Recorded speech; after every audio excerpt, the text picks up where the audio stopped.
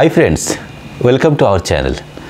दोस्तों, DMIC यानी Delhi Mumbai industrial corridor, तो ये DMIC के आसपास जितने भी शहर बन रहे हैं, जितने भी इंडस्ट्रियल स्मार्ट सिटी बन रहे हैं, उसमें से लार्जेस्ट सिटी कौन सी बनेगी? वो है धोलेरा। 920 स्क्वायर किलोमीटर और 22 गांव की ज़मीन, ह्यूज स्मार्ट सिटी बनेगी। तो ये जो DMIC जो कॉरिडोर है, वहाँ से धोलेरा तक की जो डेडिकेटेड फ्लाइट कॉरिडोर की कनेक्टिविटी कैसे रहेगी? ऐसा तो नहीं है कि वो धोलेरा होते हुए मुंबई जाएगा, नहीं, ऐसा नहीं है। अहमदाबाद के आसपास से जो एग्जिस्टिंग रेलवे ट्रैक है, जो अप टू भीमनाथ तक गया है, यानी अहमदाबाद से बोटाड, बोटाड से भीमनाथ, और बोटाड और भीमनाथ के बीच में जो ट्रैक है वो मीटर गेज पे है, उसको ब्रॉड गेज कर दिया गया है। और आगे भीमनाथ से धोलेरा तक करीब 27 किलोमीटर की जो दूरी है, वो एक नया ट्रैक बन रहा है। तो ये जो नाम भीमनाथ और भीमनाथ से धोलेरा तक का जो नया रेलवे प्रोजेक्ट के कामकाज, ये चीज़ हमें आकर्षित किया कि हम एक बार भीमनाथ देख के आएंगे। और उसी चक्कर में हम भीमनाथ पहुँचे, और भीमनाथ जब हम पहुँचे, वहाँ पे एक प्राचीन मंदिर हमने देखे। तो ऐसे भी जो भोलेनाथ, जो शिव जी हैं, हमारे प्राण से भी बहुत प्रिय हैं। तो हमने उस मंदिर में बारीकी से सब कुछ देखने के बाद लगा कि आपसे भी वो चीज़ शेयर किया जाए। तो आज हम उसी टेम्पल के बारे में, यानी भीमनाथ टेम्पल के बारे में आपको डिटेल जानकारी दे रहे हैं। तो चलिए चलते हैं। आप धोलेरा स्मार्ट सिटी से बाई रोड धंधुका होते हुए 41 किलोमीटर दूरी पे ये भीमनाथ पहुंच सकते हैं। भीमनाथ एक छोटी जगह है। नदी के किनारे महादेव जी की प्राचीन मंदिर विराजमान है। आप मंदिर पहुंचने से पहले नदी के अंदर आपको शिव जी की विशालकाय शिवलिंग के दर्शन भी होगी। आप ये मंदिर के प्रवेश द्वार और मंदिर देख के अंदाज लगा सकते हैं कि ये बहुत पुरानी मंदिर है। और मंदिर बहुत ही ज़्यादा विशालकाय तो नहीं है, पर इसी मंदिर में कई सारे साधक अपने सेवा प्रदान किए हैं, और आज भी उनकी समाधियां इसी मंदिर में सुरक्षित हैं। एक विशालकाय वृक्ष के नीचे ये शिवलिंग की स्थापित हुई थी, और वो वृक्ष आज भी है। मंदिर की प्रधान पुजारी के द्वारा आज हम इसी मंदिर के बारे में जानकारी लेंगे। तो चलिए चलते हैं। मेरा नाम अशुभाई शुक्ला है। मैं भीमनाथ महादेव का पुजारी हूँ। जब ये भीमनाथ महादेव का इतिहास मैं आपको सुनाता हूँ। जब पांडव वनवास में निकले, तब फिरते फिरते यहाँ आए थे। इसमें जो अर्जुन था, वो महान शिव भक्त था। शंकर की पूजा करने के बाद फलाहार करते थे, नहीं तो सारा दिन भूखा रहता था। 3-4 दिन जंगल में फिरा, लेकिन कोई जगह पर उसको शंकर का मंदिर नहीं मिला। तो सब भाइयों को उपवास हुआ। साथ में जो भीम था, वो भूखा नहीं रह सकता था, इसलिए इसने सोचा कि उस युक्ति करनी चाहिए।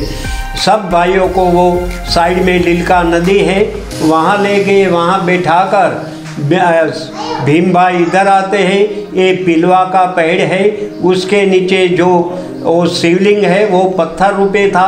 उस पत्थर पर उसने जल, फूल, बिल्ली आदि वनस्पति जंगली चढ़ाकर अर्जुन जी को बोला कि चलो भैया, मैंने शंकर ढूंढा है।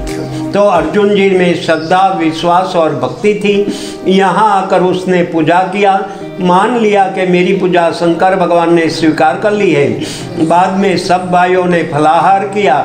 बाद में भीम हंसने लगा और बोला कि भैया, वहाँ शंकर तो है ही नहीं, मुझे भूख लगी थी, इसलिए ये सब मैंने बनाया है। तो अर्जुन बोला कि भैया, मेरी पूजा शंकर भगवान ने स्वीकार की है, मेरा आत्मा कहता है तो के चल देखने के लिए। यहाँ आकर भीम ने जब पत्थर को उठाया, लेकिन उठा नहीं। बाद में उसके पास जो गदा थी, उसका प्रहार किया, तो इसमें से दूध की धारा हुई और गैबी आ जाया और अनेक सर्पों दिखाने लगे। बाद में भीम ने माफ़ी मांगी, अर्जुन ने माफ़ी मांगी कि स्वयंभू शंकर भगवान वो दूध की धारा में से प्रकट हुए। सब भाइयों ने इधर मस्तक झुकाया। फिर भगवान ने उसको आशीर्वाद दिया कि आपका दुख का दिन अब समाप्त हो जाएगा, आप यहाँ से आगे नीलकंठ जाइए। वहाँ जाकर सब भाइयों को भगवान ने आशीर्वाद देने के कारण सुख शांति मिली।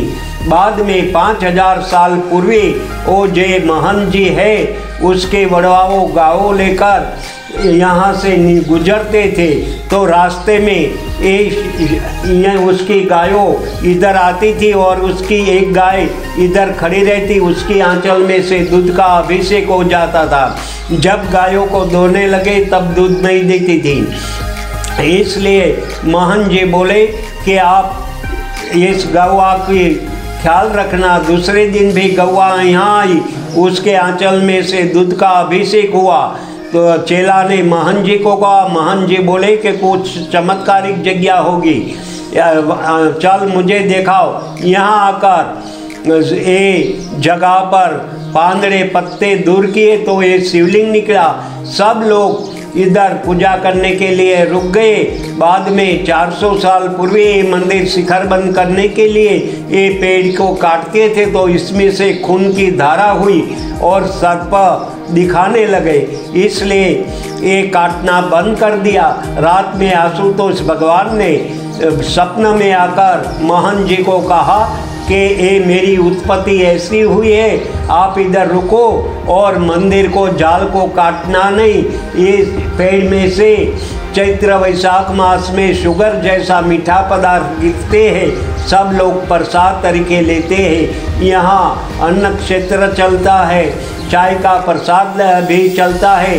महाशिवरात्रि की बड़ी उजवनी होती है और श्रावण मास की अमास का 3 दिन का मेला लगता है। बहुत भाविक लोग आते हैं और भगवान उसकी मनोकामना पूर्ण करते हैं। जय भीमनाथ जी।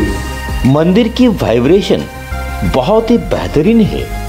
यदि आप थोड़े बहुत भी स्पिरिचुअल हो, आपको यहाँ की पॉजिटिविटी फील होगी और हमें भी वही चीज़ फील हुई थी और हम वहाँ पे बहुत अच्छे तरह से मेडिटेशन भी किए थे। और मंदिर के जो सेवक हैं, जो पुजारी हैं, वो बहुत ही ज़्यादा कोऑपरेटिव है और हेल्पफुल हैं। हमें तो वो बिना भोजन किए वहाँ से जाने भी नहीं दिया।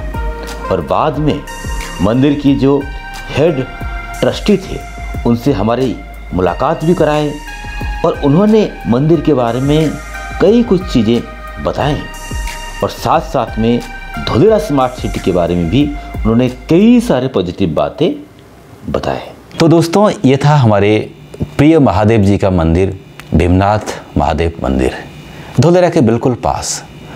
तो जब भी कभी आप धोलेरा आते हैं, आपको यदि थोड़ा बहुत उनके प्रति आदर है तो आप ज़रूर भीमनाथ टेम्पल विजिट कर लीजिएगा। और धोलेरा स्मार्ट सिटी में किसी प्रकार की जानकारी आपको चाहिए, इन्वेस्टमेंट ऑप्शंस के बारे में समझना है, लीगल टेक्निकल बारे में समझना है, और आज के तारीख में वहाँ की प्राइस क्या चल रहा है, खास करके ज़मीन और प्लॉट के, आप हमें संपर्क कर सकते हैं। और जब भी कभी आप साइट विजिट में अहमदाबाद आ रहे हैं तो आप टाइम निकाल के आप हमें मिल भी सकते हैं।